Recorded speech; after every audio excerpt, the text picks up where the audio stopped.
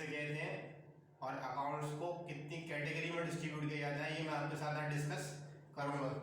तो हम सबसे पहले बात करते हैं अकाउंट्स की। अकाउंट बोल रहा हूँ मैं ना कि अकाउंटिंग। अकाउंट का जो मीनिंग जनरल होता है, it is a summary of a business transaction. Account is a summary of business transactions. Similar nature की जितनी भी बिजनेस ट्रांजैक्शंस होती हैं, जब हम उनको एक जगह पे इकट्ठा कर लेते हैं, एक पर्टिकुलर हेड के अंदर हम जब उनको लेके आते हैं सिमिलर नेचर वाली को, तो वो जो समरी निकल के आती है उसको हम लोग कहते हैं अकाउंट्स। अब अकाउंट्स हमारे कैटेगरी वाइज में डिस्ट्रीब्यूट किए जाते हैं। क्लासिफिकेशन ऑफ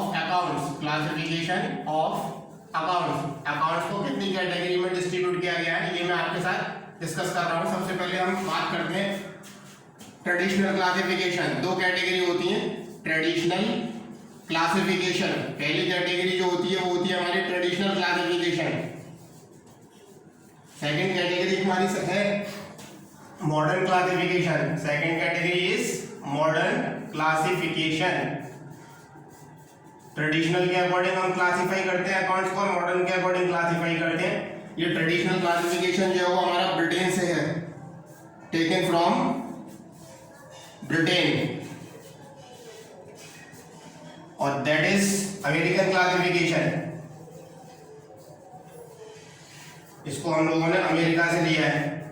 अमेरिकन क्लासिफिकेशन के अकॉर्डिंग मॉडर्न क्लासिफिकेशन कहलाता है, वो ट्रेडिशनल क्लासिफिकेशन ब्रिटेन के अकॉर्डिंग कहलाता है। तो पहले मैं वन बाय वन बात करूंगा आपके साथ। मैं पहले बात करता हूँ ट्रेडिशनल क्लासिफिकेशन की। ट्रेडिशनल क्लासिफिकेशन के अकॉर्डिंग अकाउंट जो है वो हमारे कितनी कैटेगरी के होते हैं। तो हम बात करते हैं ट्रेडिशनल क्लासिफिकेशन की। Traditional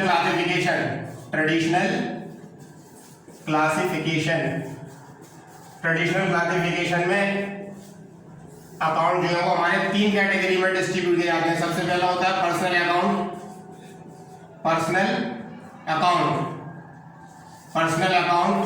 second one is real account, और थर्ड हमारा जो होता है वो होता है नॉमिनल अकाउंट। तो पहले हम बात करते हैं पर्सनल अकाउंट की। फर्स्टली हम बात करते हैं पर्सनल अकाउंट। पर्सनल अकाउंट कौन सा होता है हमारा? एनी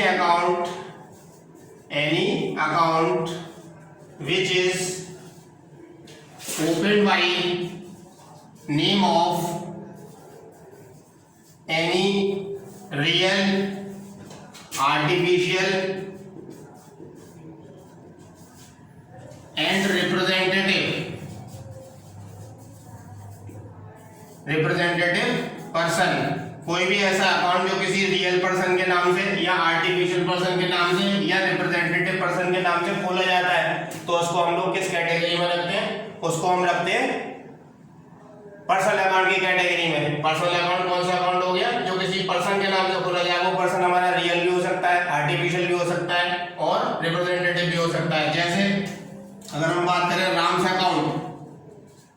अकाउंट, अब्दुल से अकाउंट, ये हमारे कौन से पर्सन है? ये रियल पर्सन है हमारे। और अगर हम बात करें SBI account, state bank of India का अकाउंट खोल दिया हमने, एएमयू का अकाउंट खोल दिया, अलीगढ़ मुस्लिम यूनिवर्सिटी का अकाउंट खोल दिया, दीज आर द ऑर्गेनाइजेशन। ये रिप्रेजेंटेटिव पर्सन हो गए, ये रिप्रेजेंटेटिव पर्सनल अकाउंट हो गया। और जैसे हम कहेंगे आउटस्टैंडिंग सैलरी अकाउंट,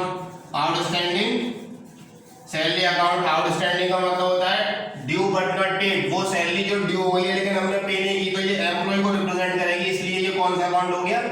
ये पर्सनल अकाउंट हो गया। इसी तरीके से outstanding rent,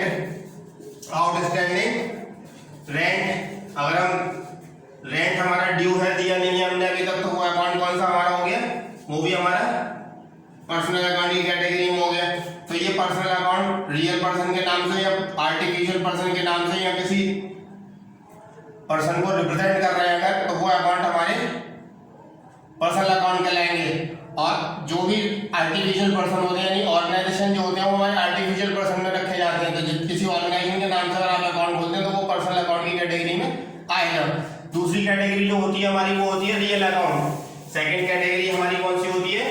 real account, real account की अगर हम बात करें, रियल अकाउंट कौन सा होता है? रियल अकाउंट वो अकाउंट होते हैं जो किसी आर्टिकल के नाम से खोले जाते हैं। एनी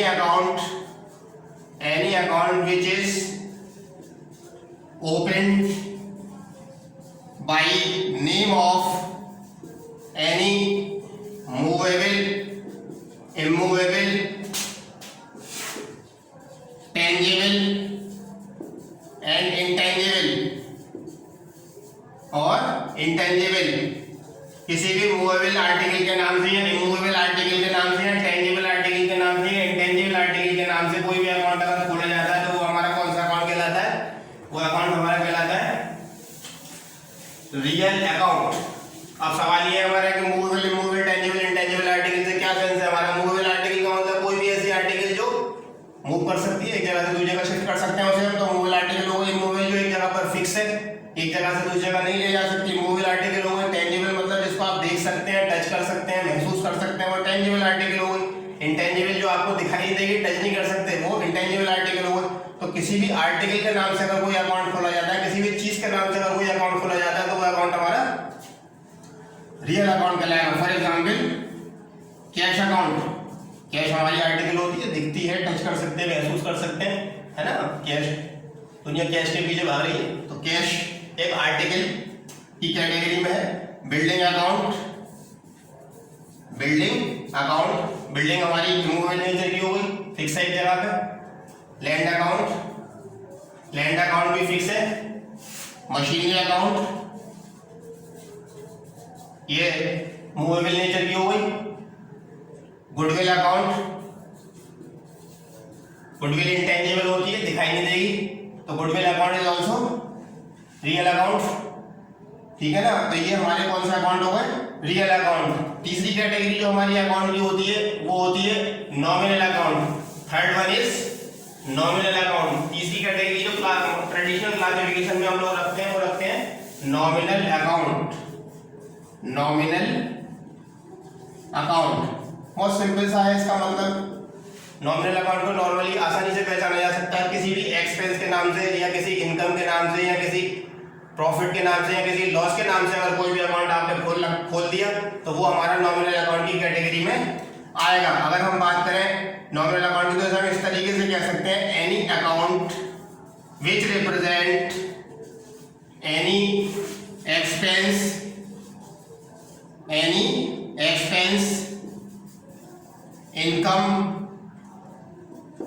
इनकम प्रॉफिट और लॉस। कोई भी ऐसा अकाउंट जो किसी एक्सपेंस को, इनकम को, प्रॉफिट को या लॉस को रिप्रेजेंट कर रहा है तो वो अकाउंट हमारे नॉमिनल अकाउंट की कैटेगरी में आएगा। फॉर एग्जांपल जैसे सैलरी अकाउंट है, मैंने अभी पिछले वाले में लिखा था आउटस्टैंडिंग सैलरी, वो सैलरी हमें देनी थी, आउटस्टैंडिंग थी तो वो एम्प्लॉइज को रिप्रेजेंट कर रही थी, ये सैलरी हमने दे दी तो ये हमारे लिए खर्चा हो गया। रेंट अकाउंट हमारे लिए खर्चा हो गया, ये भी हम लोग दे दिया हमने रेंट। अगर हमें इंटरेस्ट रिसीव्ड हुआ, जैसे इंटरेस्ट रिसीव अकाउंट, तो इंटरेस्ट रिसीव अकाउंट जो हमारी इनकम हो गई तो ये भी हमारा नॉमिनल अकाउंट हुआ। Profit on sale of machinery, एक मशीन थी हमारी, हमने उसे सेल कर दिया और उसे सेल करने से हमें प्रॉफिट हुआ, उसका अगर हमने अकाउंट खोल दिया तो वो भी नॉमिनल अकाउंट की कैटेगरी में आएगा। अगर हम कहें लॉस बाय फायर अकाउंट, आग लग गई, नुकसान हो गया, उससे हमने उसके नाम से हमने एक अकाउंट खोल दिया तो वो loss by fire account is also nominal account. तो नॉमिनल अकाउंट कौन सा अकाउंट होगा? किसी एक्सपेंस के नाम से, इनकम के नाम से, प्रॉफिट के नाम से या लॉस के नाम से खोला जाए।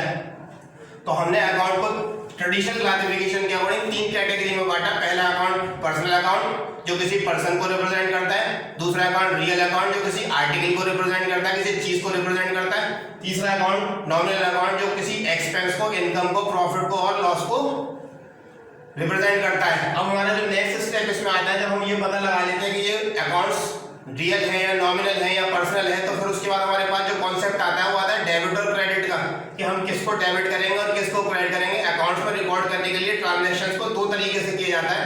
डबल एंट्री सिस्टम हम लोग फॉलो करते हैं। डबल एंट्री सिस्टम का मतलब होता है या तो वो डेबिट साइड पर रिकॉर्ड होगा या वो क्रेडिट साइड पर रिकॉर्ड होगा। तो डेबिट और क्रेडिट का कंसेप्ट क्या है, कौन सा अकाउंट कब डेबिट होगा, कौन सा अकाउंट कब क्रेडिट होगा, इस पे वो मैं आपको नेक्स्ट वीडियो वीडियो में डिस्कस करूंगा। थैंक यू, मिलते हैं नेक्स्ट वीडियो में डेबिट और क्रेडिट के साथ।